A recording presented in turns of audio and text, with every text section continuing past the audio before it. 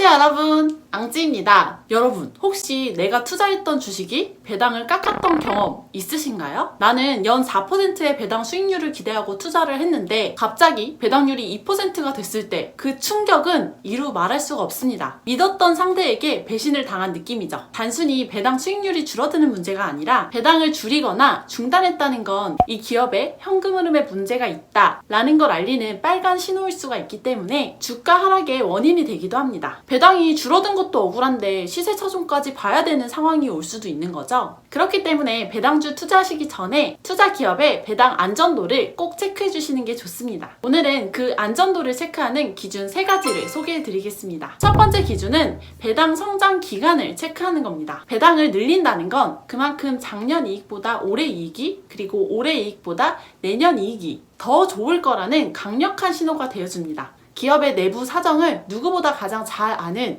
회사의 경영진들이 배당 인상에 동의를 했다는 것만큼 중요한 정보가 없기 때문이죠. 배당을 한 번 인상을 하면 다시 줄이는 건 2배, 3배 더 어렵기 때문에 1년 뒤, 2년 뒤에도 회사가 더 성장할 거라는 합의가 없이는 쉽사리 결정을 내리지 못합니다. 배당 성장은 그만큼 중요하기 때문에 얼마 동안이나 늘렸느냐, 그 배당 성장 기간을 가지고도 주식을 구분하기도 하는데요. 배당을 10년 이상 늘린 기업을 배당 어치버, 배당을 20년 이상 늘린 기업을 배당 귀족, 그리고 배당을 무려 50년 이상 늘린 기업을 배당 킹이라고 부릅니다. 미국에는 배당을 10년 이상 늘린 기업들이 정말 많습니다. 배당 어치버는 160개 기업, 배당 귀족은 65개 기업, 배당 킹은 28개 기업이나 되죠.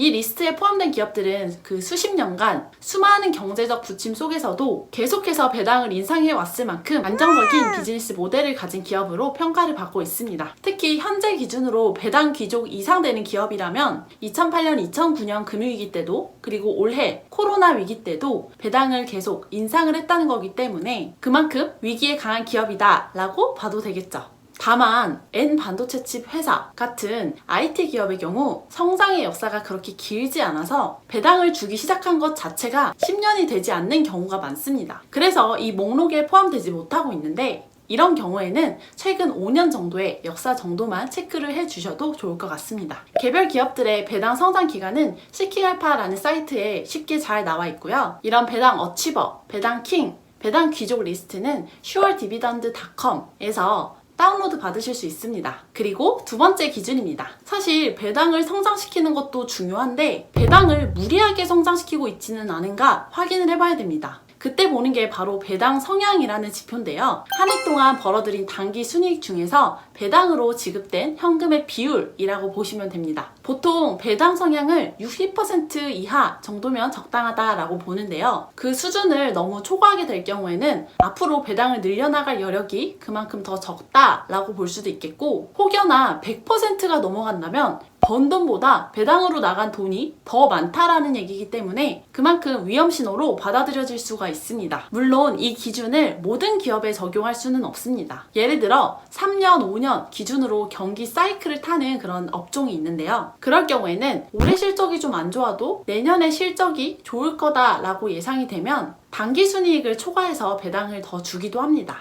즉 돈을 많이 벌 때 현금을 쌓아두고 덜 벌 때는 그때 쌓아둔 현금으로 배당을 지급하면서 배당의 안정성을 확보하는 거죠. 대표적으로 정유사 같은 에너지 업종이 그렇습니다. 결국 이런 경기 확장과 경기 수축에 영향을 크게 받는 업종들이 그 대표적인 예라고 볼 수 있습니다. 반면 통신이나 식음료처럼 이런 경기 순환에 영향을 덜 받는 업종은 이런 배당 성향이라는 지표가 보다 잘 적용이 되겠죠. 이렇듯 업종별로 특성이 다르기 때문에 모두 동일하게 적용할 수는 없지만, 그래도 투자하시기 전에 1단계로 먼저 배당 성향을 체크해 보시고 2단계로 혹시나 특수성이 있는 건 아닌가 한 번 더 체크해 보시는 걸 권해드립니다. 이 배당 성향 지표도 아까 설명드린 시킹알파 사이트에서 쉽게 확인하실 수 있습니다.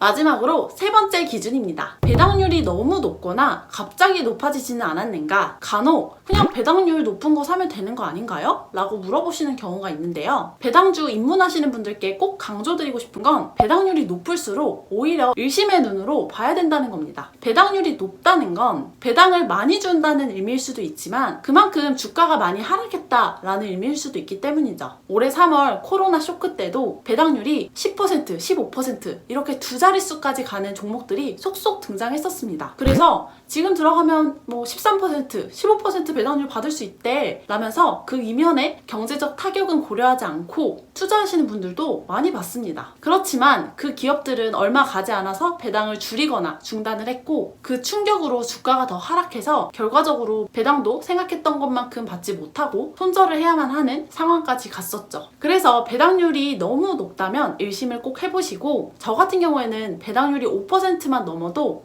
얘는 다른 경쟁사들보다 왜 배당률이 더 높지?